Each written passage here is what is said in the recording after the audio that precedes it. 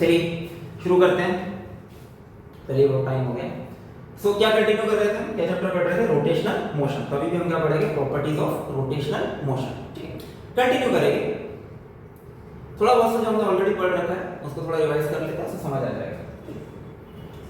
इससे पहले जितने भी चैप्टर पढ़ा है हमने वो अकॉर्डिंग टू हमने किसके लिए पढ़ा है? For point object and translation motion. ठीक है, and what is mean by translation motion? If velocity of each particle of an object is same, उस टाइप का मोशन को क्या बोलेंगे? Translation motion. सो हमारे पास एक ऑब्जेक्ट है, मान लेते हैं जिसका मास m है, इसका हम फोर्स लगा रहे हैं F। अकॉर्डिंग टू न्यूटन मतलब इस पे हम अनबैलेंस फोर्स लगाएंगे तो इसके अंदर क्या प्रोड्यूस होगा? एक्सेलरेशन। एंड वो जो एक्सेलरेशन होगा वो कितना होगा? Force by mass. क्या मीनिंग है इसका? कि एक्सेलरेशन किस पे डिपेंड है? Force and mass. ठीक है, type of object, shape of object हम बात नहीं कर रहे हैं, मोस्ट ऑफ टाइम हम कैसे कंसीडर करते हैं? Point object. ठीक है, पर रियल लाइफ में पॉइंट ऑब्जेक्ट तो एग्जिस्ट करते नहीं है, तो हमको ऑब्जेक्ट का साइज, शेप भी कंसीडर करना पड़ेगा अगर एक्चुअल स्टडी करना है। ठीक है, तो उसी के बेस पर हम आज कुछ कॉन्सेप्ट एक्सप्लेन करेंगे। ठीक है, सिंपल सा क्वेश्चन है, हम रोटेशन मोशन डिस्कस करना चाह रहे हैं कि अगर हमको डोर ओपन करना है, डोर क्लोज करना है, तो डोर का जो मोशन है, ठीक है, डोर ओपन कर रहे हो या क्लोज कर रहे हो आप, ठीक है, सो जो ऑब्जेक्ट है या जो डोर है वो कौन सा मोशन कर रहा है? Rotational motion. ठीक है, अब ओपन या क्लोज करने के लिए हम क्या यूज करते हैं? Door knob. पर जनरली डोर नॉब कहां पर होता है? जो उसका डोर का फिक्स्ड एक्सिस है उससे जितना दूर पॉसिबल है उतना दूर होता है। ठीक है, सो ऐसे ही हम फन के लिए थोड़ी कर देते हैं कि चलो दूर रखेंगे थोड़ा मजा आएगा, ऐसा कुछ नहीं है। ठीक है, इसका फिजिक्स का एक रीजन है। ठीक है, हमको वही रीजन समझना है आज के, वो रीजन क्या है? कॉमन सेंस से आपने भी एक्सपीरियंस किया होगा कि अगर मैं डोर ओपन करने हम डोर ओपन करने के लिए फोर्स लगा रहे हैं, जितना दूर पॉसिबल है उतना फोर्स लगा रहे हैं तब डोर ओपन कर रहे हैं।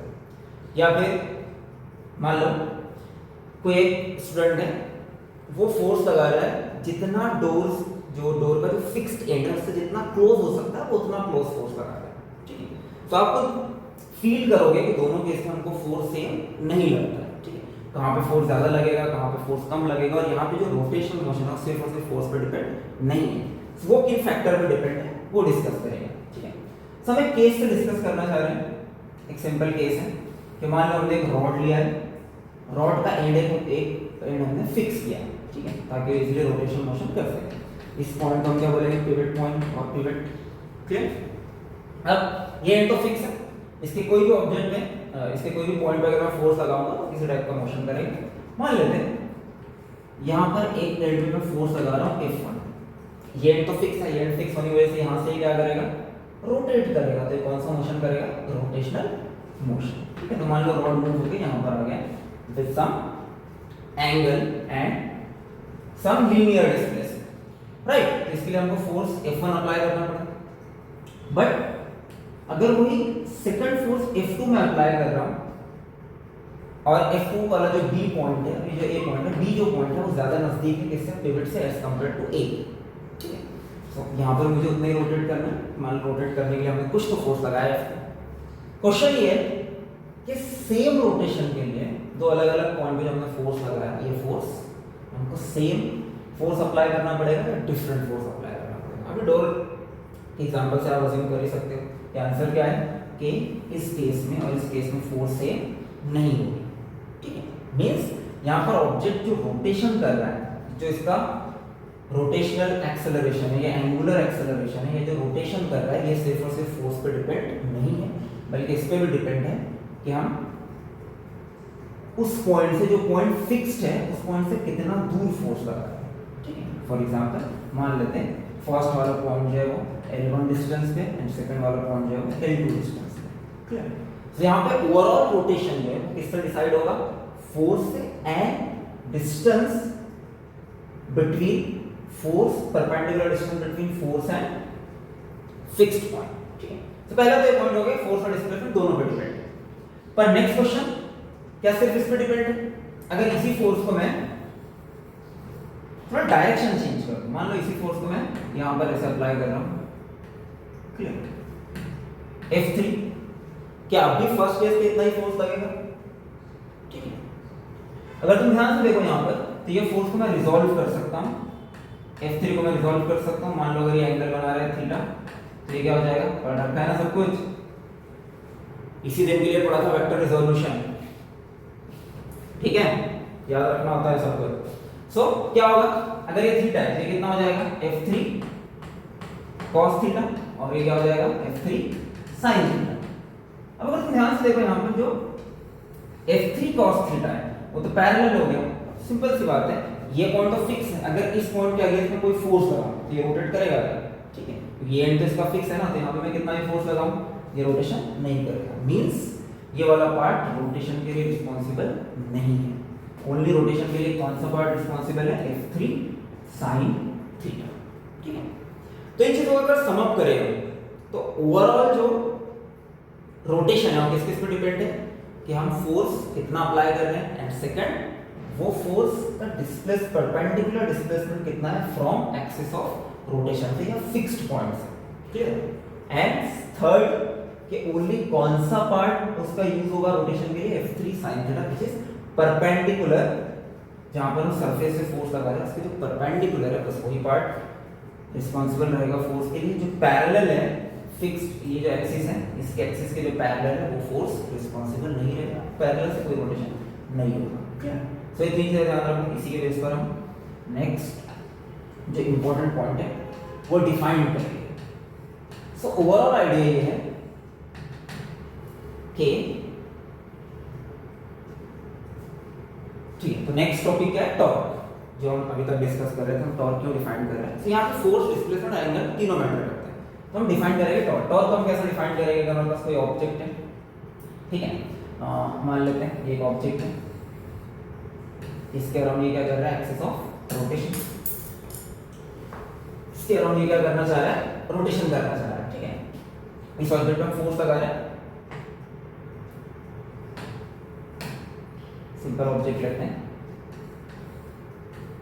रॉड लेते हैं, यहाँ पे फिक्स है, यहाँ पे हमने फोर्स लगाया है F, ठीक है, और इसका जो परपेंडिकुलर डिस्टेंस है वो है R, ठीक है, क्लियर। सो ओवरऑल आइडिया हमको पता है कि यहाँ पर जो इंपॉर्टेंट प्रॉपर्टी है वो क्या होगी, RF sin थीटा, ठीक है, किस किस पे डिपेंड होगा, जितना ज्यादा R होगा उतना ज्यादा रोटेशन इजीली करेगा, जितना ज्यादा फोर्स होगा उतना ज्यादा इजीली करेगा, एंड सेकंड sin थीटा का वैल्यू जितना ज्यादा होगा मैक्सिमम होगा, परपेंडिकुलर होगा वो उतना इजीली रोटेट करेगा। तो ये जो RF sin थीटा है इसको हम क्या डिफाइन करेंगे, टॉर्क, इसको हम क्या बोलेंगे, टॉर्क, ओके, एंड ये सिंबल को हम क्या बोलेंगे, टाउ, ठीक है, दिस इज टॉर्क। इस वैल्यू की बात कर रहा हूं मैं समझाने के लिए, वैसे टॉर्क एक्चुअल में क्या है, वेक्टर क्वांटिटी, डायरेक्शन में सब कुछ डिपेंड है, ठीक है। सो वेक्टोरियली हम टॉर्क को कैसे डिफाइन करेंगे, RF sin थीटा को वेक्टोरियली हम क्या लिख सकते हैं, R cross F, cross product of perpendicular distance from axis of rotation and force, इसका जो क्रॉस प्रोडक्ट होगा इसका हम क्या बोलेंगे, टॉर्क, और ये टॉर्क डिसाइड करेगा कि रोटेशन कितना होगा, ठीक है। सो जो काम है, जो इंपॉर्टेंस फोर्स का है ट्रांसलेशन मोशन, वो काम एंड वो इंपॉर्टेंस रोटेशन मोशन में किसका है, टॉर्क का। तो ये तुमको ध्यान रखना है, टॉर्क क्या हो जाएगा, R क्रॉस F, ठीक है, एंड वैल्यू में कितना हो जाएगा, RF sin थीटा। सिंपल सी बात है, क्रॉस प्रोडक्ट ले रहे हैं यहाँ पर, देखो कौन सा क्वांटिटी होगा, वेक्टर क्वांटिटी, एंड डायरेक्शन हम कैसे फाइंड करेंगे, इसका क्रॉस प्रोडक्ट का डायरेक्शन हम कैसे फाइंड कर सकते हैं, स्क्रू रूल या फिर right hand thumb rule, simple सा आइडिया। कहां से स्टार्ट करेंगे, R क्रॉस F है, सबसे पहले तो R का डायरेक्शन कहां से लेंगे, from axis two point of force, from axis two point of force, ठीक है। तो और F की तरह इसके परपेंडिकुलर, तो क्या करोगे, फिंगर को क्या करोगे, राइट हैंड के कर्ल करोगे फ्रॉम R टू F, कहां करोगे, फ्रॉम R टू F। जैसे मैंने यहाँ पे अगर R टू F किया तो परपेंडिकुलर थंब रखेंगे, ये थंब क्या बताएगा, डायरेक्शन ऑफ टॉर्क। जैसे यहाँ पर अगर R इस डायरेक्शन में, F इस डायरेक्शन में, तो ये थंब क्या बता रहा है, आउटसाइड द प्लेन, ठीक है, तो ये आउटसाइड द प्लेन क्या हो जाएगा, direction of torque, right. So simple बात है, डायरेक्शन ऑफ टॉर्क ऑलवेज क्या रहेगा, परपेंडिकुलर टू द, जिस प्लेन में R और F लग रहा है उसके हमेशा क्या रहेगा, परपेंडिकुलर रहेगा, जिस प्लेन में बॉडी रोटेट कर रही है उसके परपेंडिकुलर रहेगा, ठीक है, सिंपल सी बात है, ठीक है। जैसे इसको और समझ सकते हो, तो अगर मैं R इस डायरेक्शन में लगा रहा हूँ, ठीक है, F इस डायरेक्शन में, तो क्या करना पड़ेगा हमको, आर से इसमें रोटेट करना पड़ेगा, ठीक है, आर से इसमें रोटेट करना पड़ेगा, आर से इसमें रोटेट करना पड़ेगा, तो पॉइंट किधर आएगा, इनटू द प्लेन, ठीक है। आर इस डायरेक्शन में, एफ इस डायरेक्शन में, तो आर टू एफ रोटेट करो, किधर जाएगा ऊपर, ठीक है।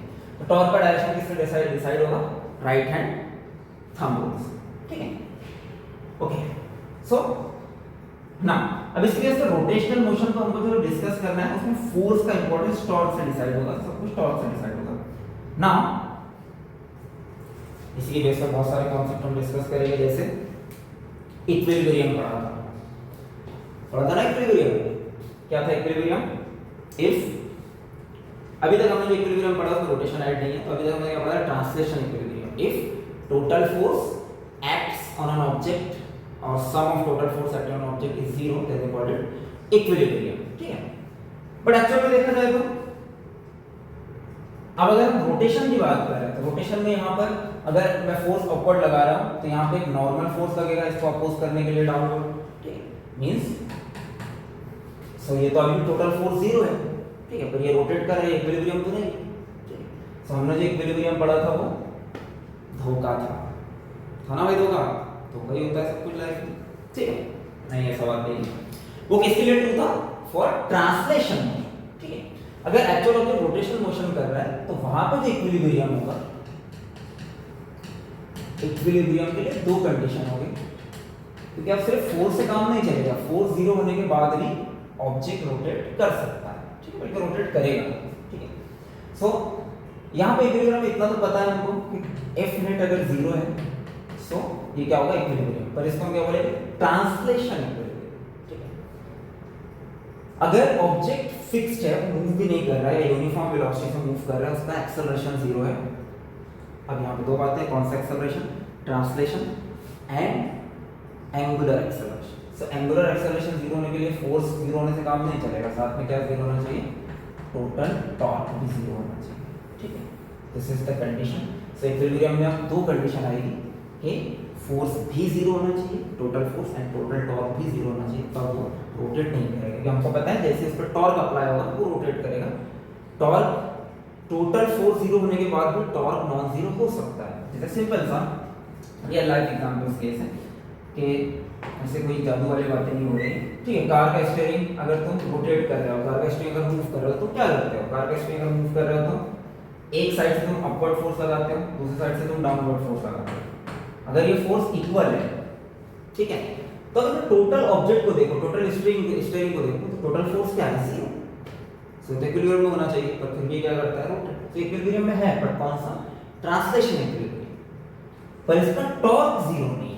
क्या जीरो नहीं है, टॉर्क जीरो नहीं है, क्योंकि किसके अराउंड रोटेट करता है, सेंटर के अराउंड रोटेट करता है। तो मान लो ये, ठीक है ना, तो आर क्या हो जाएगा इस केस में, ये हो जाएगा इस केस में आर, ये हो जाएगा इस केस में आर। अब यहाँ पे टॉर्क निकालो, R cross F, R cross F किधर आएगा, फ्रॉम द प्लेन, है ना, जिसको हम किससे डिनोट करते हैं, डॉट से। तो ये हो गया इसका टॉर्क का डायरेक्शन। अब यहाँ ध्यान से देखना, यहाँ पे भी किधर है, आर इधर है, एफ इधर है, तो ऐसे लेना पड़ेगा आर क्रॉस एफ। तो ये डायरेक्शन भी किधर आ रहा है, outside the plane, from the plane, ठीक है। सो भले फोर्स जीरो है, पर दोनों टोटल टॉर्क का जो डायरेक्शन है वो सेम है, जो कैंसिल आउट नहीं होगा बल्कि ऐड होगा। इससे यहाँ पे ये रोटेशनल इक्विलिब्रियम में नहीं रहेगा, बल्कि रोटेट करेगा। समझ आ गया।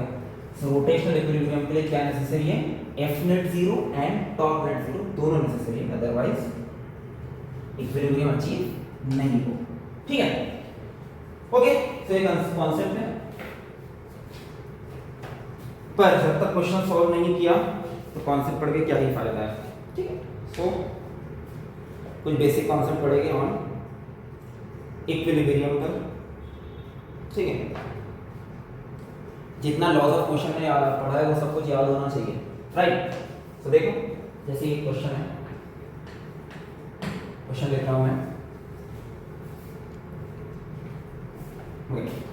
तो क्वेश्चन है, a uniform rod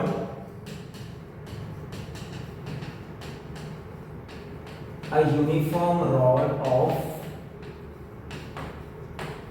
length L, mass m hung from a ceiling as shown, ठीक है।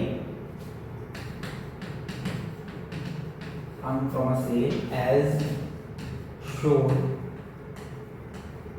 ठीक, determine the tension in the string.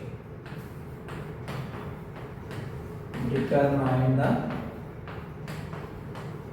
tension in string. Okay, so that's the question, and it's a given a rod,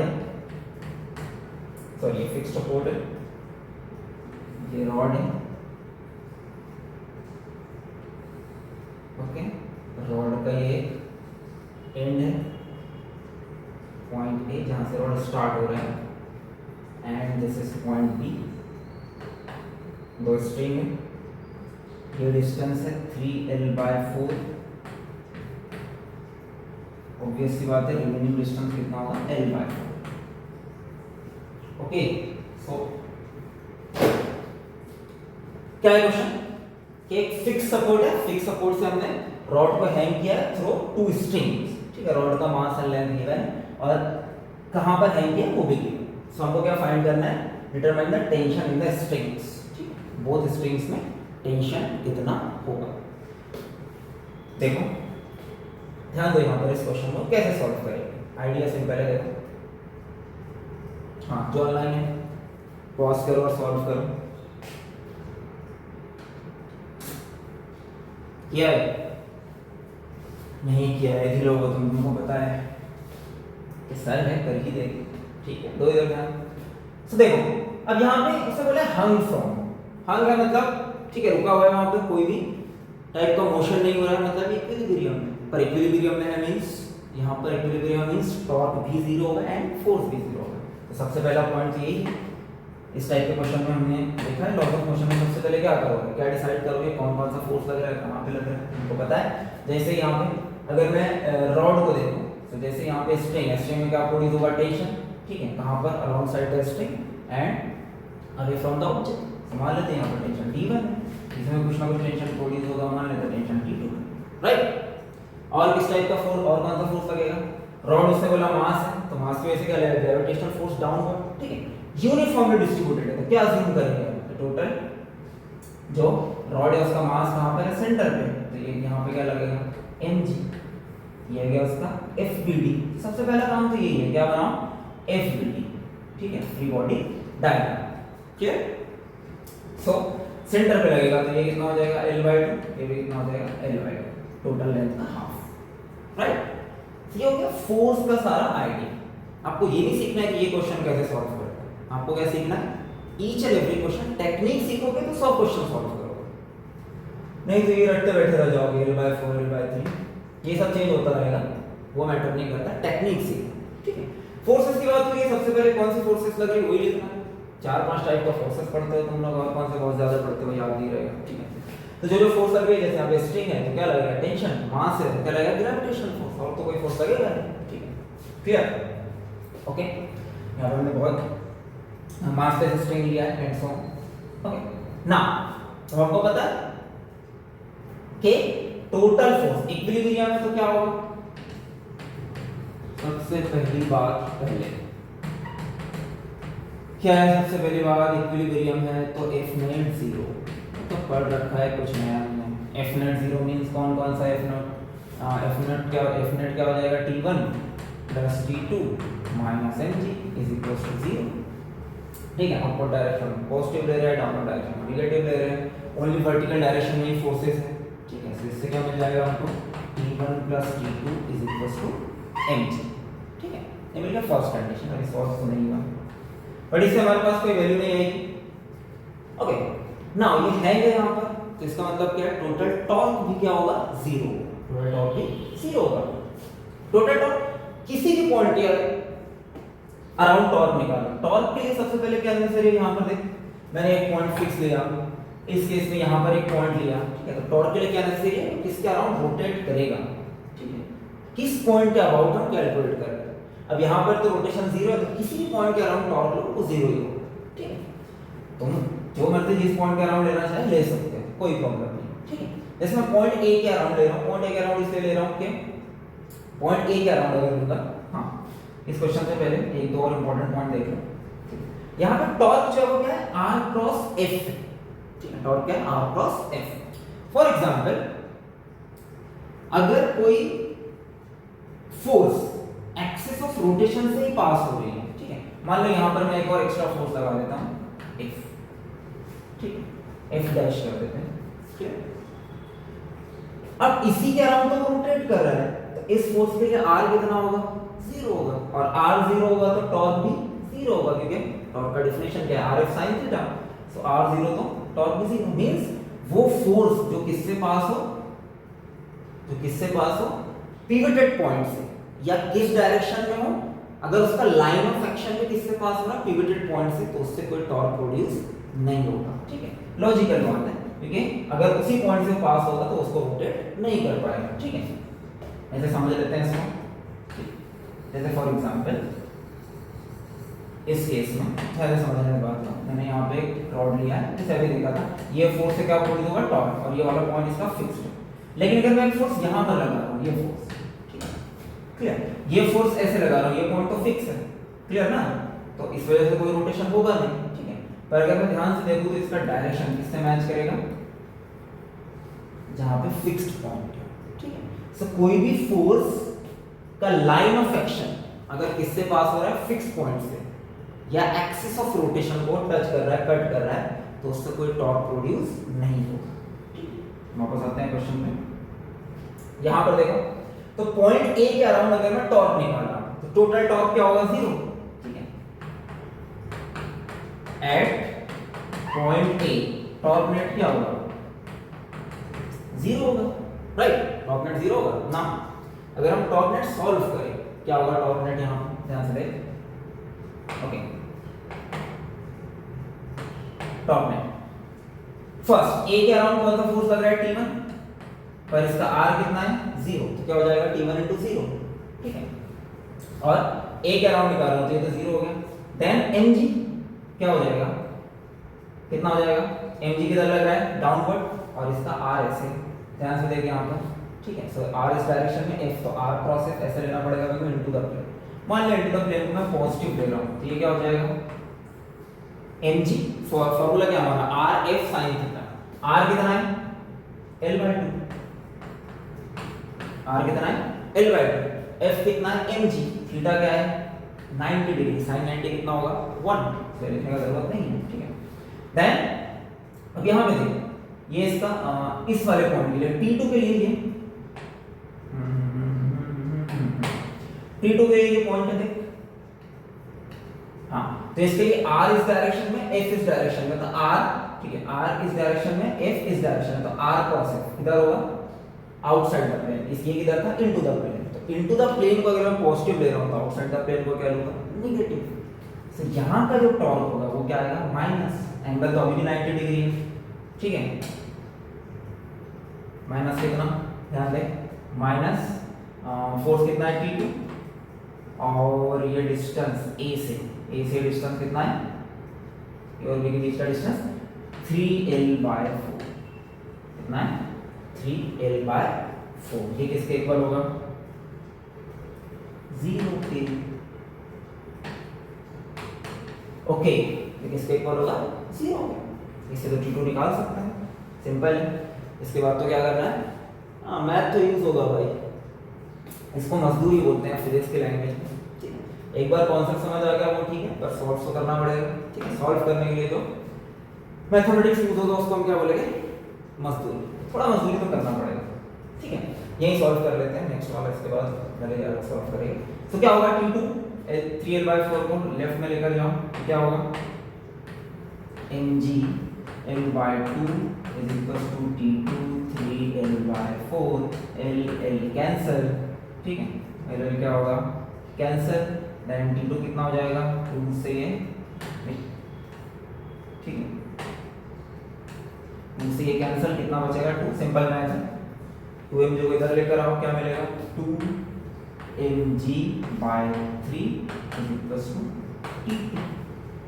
यही तो find करना था, tension in the string, तो कितना आ गया tension in the string, 2mg/3। Mass and acceleration due to gravity अगर given होता तो एग्जैक्ट वैल्यू भी आ जाता न्यूमेरिकल से, right.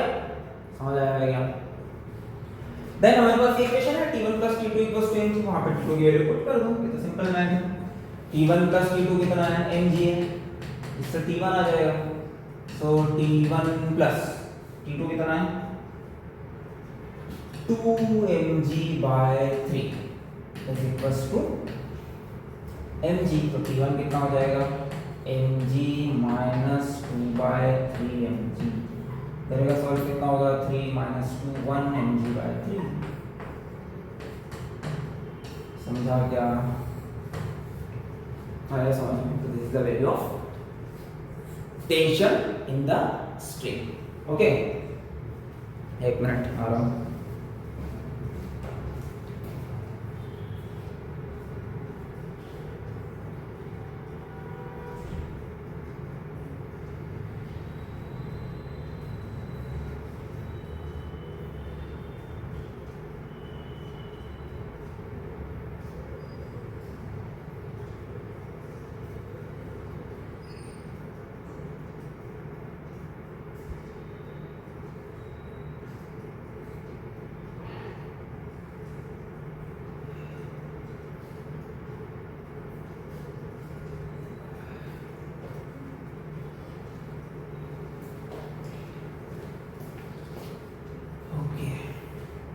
Okay, so some more question to understand। एक ओवरऑल आइडिया समझ क्या किया हमने इस क्वेश्चन में, ठीक है। ओवरऑल क्या किया हमने इस क्वेश्चन में कि हमको सिचुएशन गिवन था, यहाँ पे रॉड है, हैंग है। सबसे पहले हमने क्या किया, टोटल फोर्स, किस किस पॉइंट पे कितना फोर्स लग रहा है। Equilibrium means total force zero and total torque zero. Torque के लिए क्या क्या देखना पड़ेगा कि जहां से भी हम टॉर्क निकाल रहे हैं, जिस भी पॉइंट के अबाउट हम टॉर्क लगा रहे हैं, हर फोर्स का परपेंडिकुलर डिस्टेंस कितना है एंड फोर्स कितना लग रहा है, उसका डायरेक्शन क्या हो। बस यही की पॉइंट है, ठीक है। नेक्स्ट क्वेश्चन देख। Okay okay okay okay, next question this. Okay okay, so question is a stationary uniform rod of mass m leans against a smooth vertical wall making an angle theta with the rough horizontal plane।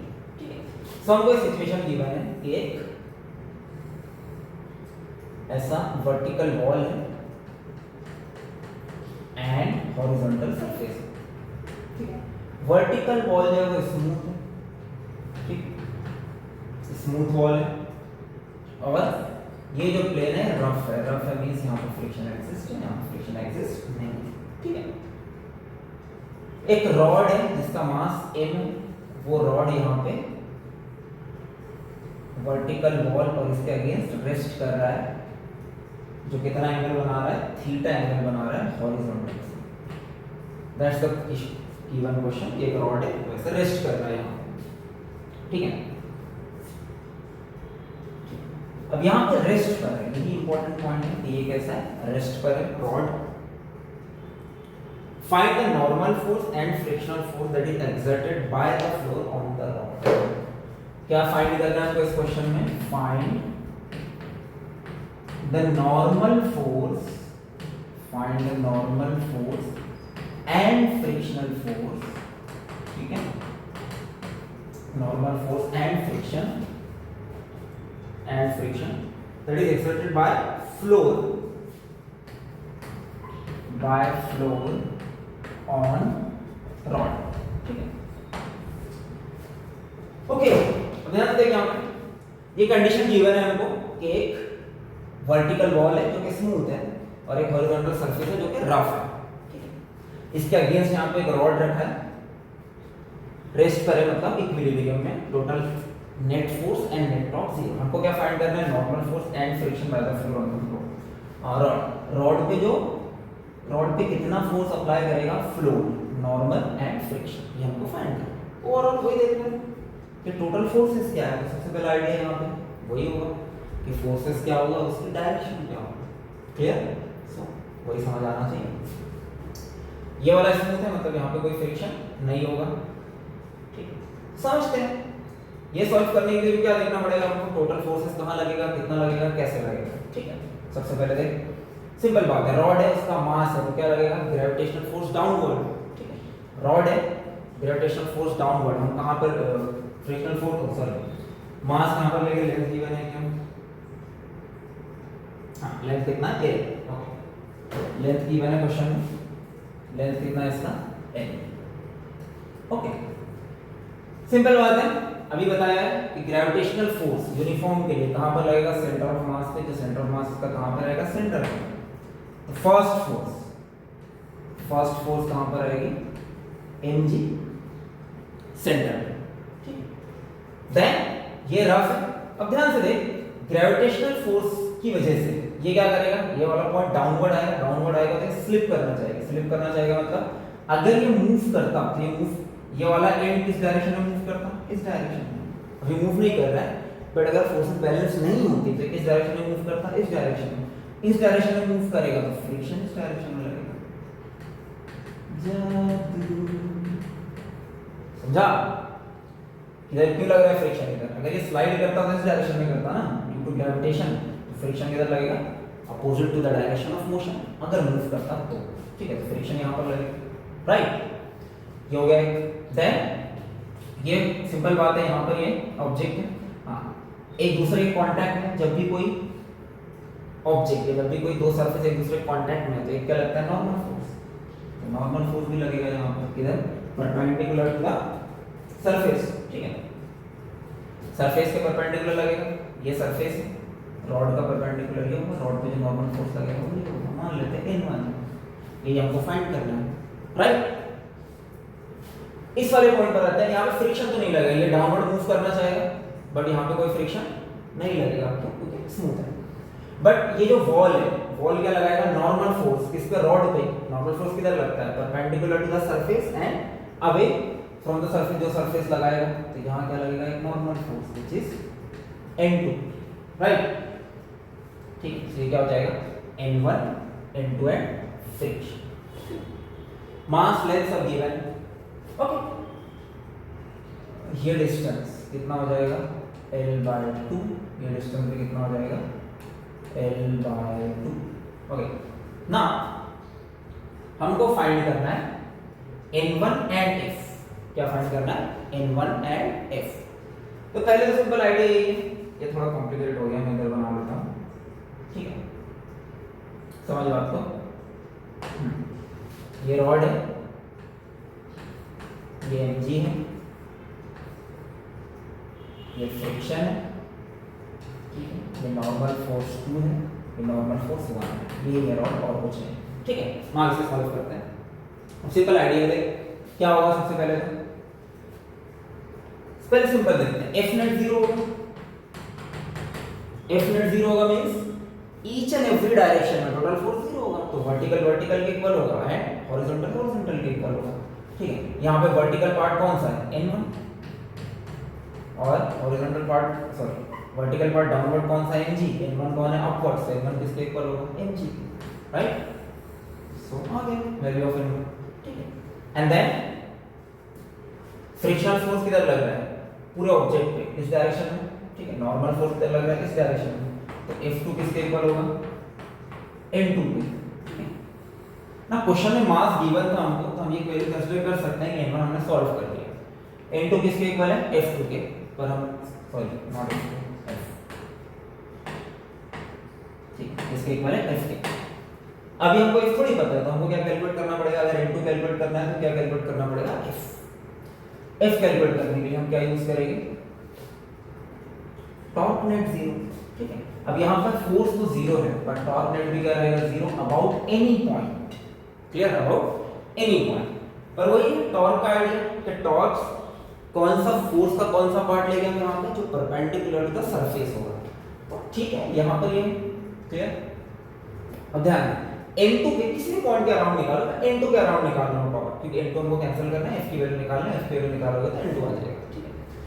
So okay, अगर ये surface ऐसे होता तो mg किधर लगता, downward, right ना, clear ना। Question में बोला ये एंगल कितना रोटेट हुआ, थीटा, तो इस पे परपेंडिकुलर डायरेक्शन अगर मैं लूं, ये हॉरिजॉन्टल से थीटा रोटेट हुआ, तो ये पार्ट पे कितना हो जाएगा, थीटा, तो ये वाला पार्ट क्या हो जाएगा, mg cos theta by resolution, ठीक है, क्या हो जाएगा mg cos थीटा। नाउ अब ध्यान से देखें यहाँ पर, ओके सो क्वेश्चन में गिवन है कि एंगल, क्वेश्चन में क्या गिवन है, रॉड का ये एंगल थीटा है, क्लियर। तो ऑब्वियस सी बात है ये एंगल थीटा अगर है तो ये एंगल कितना होगा 90 माइनस थीटा। एक ही इंपॉर्टेंट है, देखो एंगल कितना होगा 90 माइनस थीटा। ना कंटिन्यू करते हैं, L2 के अराउंड, इस वाले पॉइंट के अराउंड हम क्या निकाल रहे हैं, अगर ये पॉइंट A है तो हम क्या निकाल रहे हैं टॉर्क। तो टॉर्क नेट क्या होगा 0 अराउंड एनी पॉइंट। सो इसके अराउंड पहले तो ये L2 जो है, L2 उसी पॉइंट से पास हो रहा है, उसी पॉइंट से पास हो रहा है, तो इसका टॉर्क 0 होगा। सेकंड कौन इंपॉर्टेंट है mg, ठीक है, पर परपेंडिकुलर डिस्टेंस पे ओनली कौन सा पार्ट एग्जिस्ट कर रहा है mg cos थीटा, और ये लेंथ कितना l/2, ठीक है। सो पहला टॉर्क क्या हो जाएगा, पहला टॉर्क क्या हो जाएगा mg l cos थीटा, ठीक है, क्लियर। क्या हो जाएगा mg l cos थीटा, राइट है क्या, परपेंडिकुलर सिर्फ ये वाला पार्ट एग्जिस्ट कर रहा है ना, तो क्या हो जाएगा mg, डिस्टेंस कितना है l/2, सो क्या मिलेगा हमको mg l/2 cos थीटा, राइट। ये हो गया इस वाला पार्ट। देन यहां पर आया, ठीक है। अब यहां पे f जो है, ओके, ये वाला पार्ट क्या हो जाएगा इसका, इस डायरेक्शन में कौन आ जाएगा f cos थीटा, इस डायरेक्शन में कौन आएगा f sin थीटा। ओनली कौन फोर्स अप्लाई करेगा f sin थीटा, परपेंडिकुलर ये वाला पार्ट है ना, तो क्या हो जाएगा फोर्स कितना हो गया f sin थीटा, और डिस्टेंस कितना है l, ठीक है। अब देखिए आप इस केस में इस वाले ऑब्जेक्ट के लिए लेंथ का डायरेक्शन, r का डायरेक्शन एंड फोर्स का डायरेक्शन, इसके लिए r का डायरेक्शन और सेम f का डायरेक्शन सेम है, तो दोनों का पॉजिटिव ले सकते हैं, ठीक है, दोनों का डायरेक्शन सेम ही। थर्ड n1, अब n1 लग रहा है आपको, n1 के भी दो पार्ट हो जाएंगे, ठीक है, क्लियर। ये 90 माइनस थीटा, तो ये कौन सा पार्ट हो जाएगा cos 90 माइनस थीटा, ठीक है, पर cos 90 माइनस थीटा क्या होता है sin थीटा, तो ये वाला पार्ट क्या हो जाएगा n1 sin थीटा, और ये वाला पार्ट क्या हो जाएगा n1 cos थीटा, क्लियर।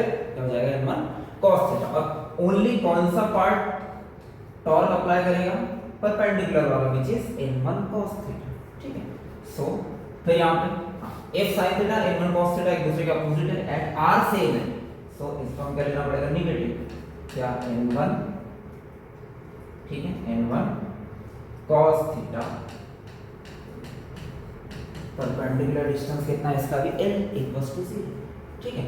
हमको f फाइंड करना है, f फाइंड होगा तो f किसके इक्वल है n2 के, ठीक है। सो हमको वही तो फाइंड करना है, तो क्या हो जाएगा mg l/2 cos theta plus f sin theta l minus n1 किसके इक्वल है, अभी सॉल्व किया हमने, n1 = mg, तो n1 किसके इक्वल है mg के, तो क्या हो जाएगा mg cos theta l = 0, right.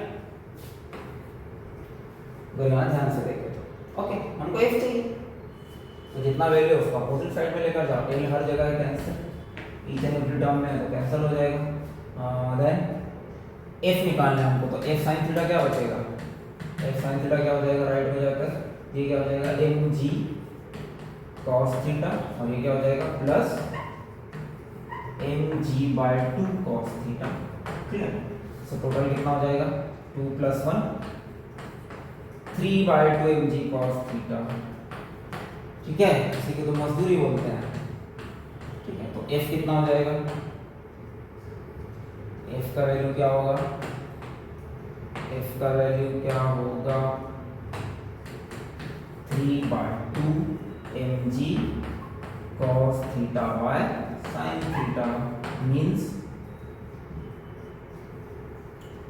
f क्या हो जाएगा बता 3/2 mg cos थीटा, ठीक है। आ गया फ्रिक्शन, उसको फ्रिक्शन नहीं चाहिए था, नॉर्मल फोर्स चाहिए था सेकंड वाला, पर अभी हमने प्रूफ किया है बाय फोर्स f किसके इक्वल है n2 के, तो यहाँ पे f लिख सकता हूँ मैं n2, सो n2 कितना हो गया 3/2 mg cos थीटा, राइट, ओके। सो ये आइडिया है, ऐसे थोड़ा आपको क्वेश्चन सॉल्व करना पड़ेगा, मजदूरी करनी पड़ेगी, तब जाके कुछ होगा। समझ आया कि का क्वेश्चन, ओके, अभी कुछ क्वेश्चन होमवर्क के लिए दे दूंगा, तब तक के लिए ठीक है, कंटिन्यू नेक्स्ट टाइम करिएगा। ओके।